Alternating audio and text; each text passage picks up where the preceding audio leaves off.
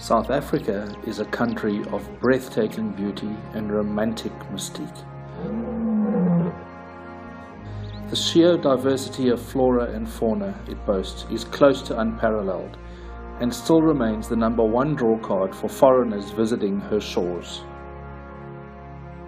Our indigenous plant species number well over 22,000, which alone makes up nearly 12% of the planet's count.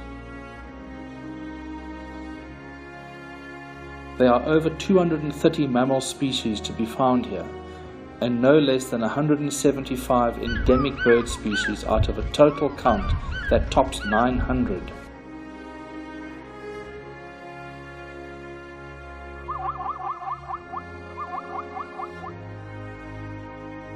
While the ongoing threat to some of our more iconic species through the illegal trade in animal products is very well documented and publicized, the more insidious threat of habitat destruction is often not, although a far greater impact to the survivability of our wild heritage, it is often overlooked.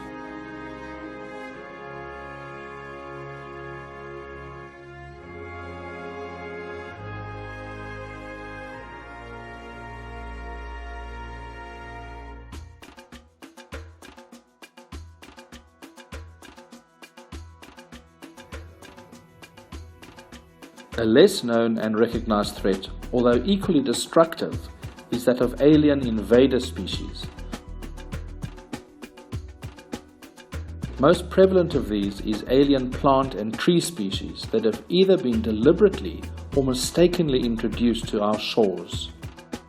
Normally unchallenged by the specific and naturally occurring biocontrols that would ordinarily keep their growth in check in their native environment, these invader species have been allowed to proliferate at an alarming rate across Africa, and specifically South Africa.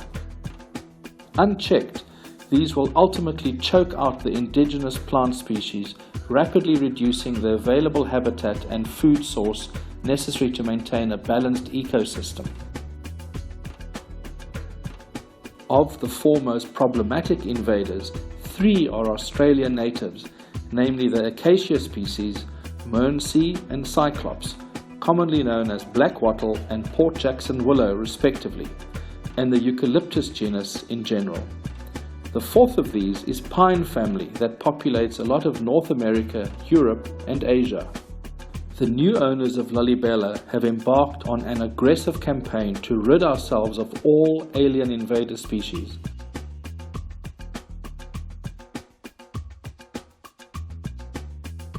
The viable timber is cut down and used as charcoal for the mining industry, bedding for the poultry industry, and a myriad of other applications. Sub-viable timber is stacked for use as fuel and firewood. The ground is then laboriously worked by machine through a 5-stage process to get it clear and in a state where we can manage the inevitable regrowth.